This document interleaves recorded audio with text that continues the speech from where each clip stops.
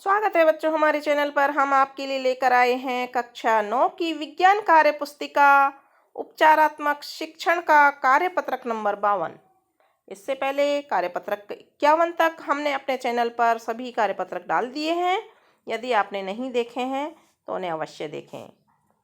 इस कार्यपत्रक में विषय वस्तु दी हुई है गति, अधिगम बिंदु है विस्थापन व दूरी में अंतर, और संदर्भ है कक्षा 6 का अध्याय 10 और कक्षा 7 का अध्याय 13।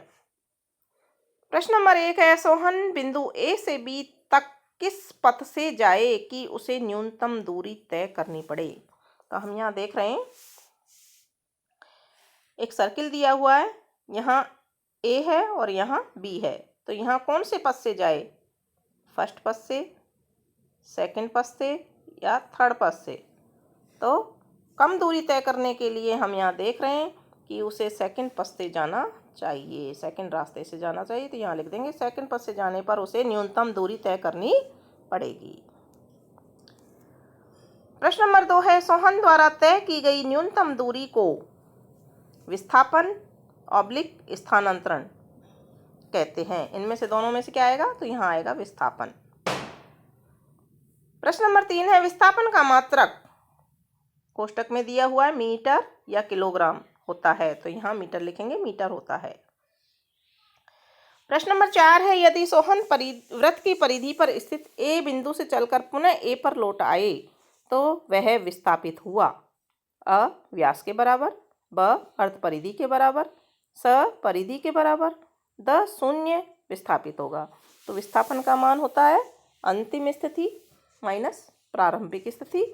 तो अगर वो ए से चल करके और पुनः ए बिंदु पर आ जाता है तो शून्य विस्थापित होगा, इसलिए इसका ऑप्शन नंबर द सही उत्तर होगा। प्रश्न नंबर 5 है, एक चित्र दिया हुआ है जिसमें ए से बी तक की दूरी दिखाई है। निशा ए से बी वक्र रेखा पर चलती है, परंतु उसे लगा कि यह दूरी अधिक है। अब वह ए से बी सीधी दूरी अर्थात विस्थापन तय करती है। एक धागे व स्केल की सहायता से वक्र दूरी और विस्थापन नापकर अपने अध्यापक को बताती है। आप भी मापन कर रिक्त स्थानों की पूर्ति करें। तो हम यहाँ देखेंगे उसने एक दूरी तो यहाँ से तय की और फिर वो यहाँ से यहाँ आई। तो इन दोनों को हम धागे से यहाँ से नापेंगे और स्केल की सहायता से नाप कर लिखेंगे। तो जो ए से वक्र दूरी है बी की वो आएगी 6 सेंटीमीटर और विस्थापन ए से बी तक 3 सेंटीमीटर आ जाएगा। प्रश्न नंबर 6 है, दिए गए वृत्त की त्रिज्या 5 सेंटीमीटर है। इसकी अर्ध परिधि व व्यास नापकर रिक्त स्थानों की पूर्ति करो जहां पाई बराबर 22/7 है। तो यहाँ ये वृत्त की त्रिज्या यहाँ दे रखी है 5 सेंटीमीटर, अर्ध परिधि व व्यास नापना है और रिक्त स्थानों की पूर्ति करनी है। तो अर्ध परिधि और व्यास हम त्रिज्या की सहायता से निकाल सकते हैं, हमको नाप करके नहीं निकालना है, सूत्र से निकालना है। तो विस्थापन यहाँ से यहाँ तक की दूरी जो विस्थापन है वो आ जाएगा 10 सेंटीमीटर और दूरी 110/7 यानी कि पाई आर, 2 पाई आर होता है परिधि, लेकिन हमको अर्ध परिधि निकालनी है। तो अर्ध परिधि या इधर से निकालेंगे।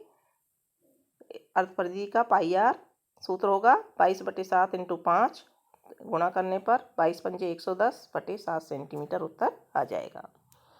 प्रश्न नंबर 7 है, रानू अपने घर से पूर्व दिशा में 4 किलोमीटर चलती है। अब अपनी बाईं ओर मुड़कर 3 किलोमीटर चलती है। अपनी मित्र शीला के घर पहुंचती है जैसा कि चित्र में बताया गया है। बताइए रानू कितने किलोमीटर विस्थापित हुई। विस्थापन होता है अंतिम स्थिति माइनस प्रारंभिक स्थिति।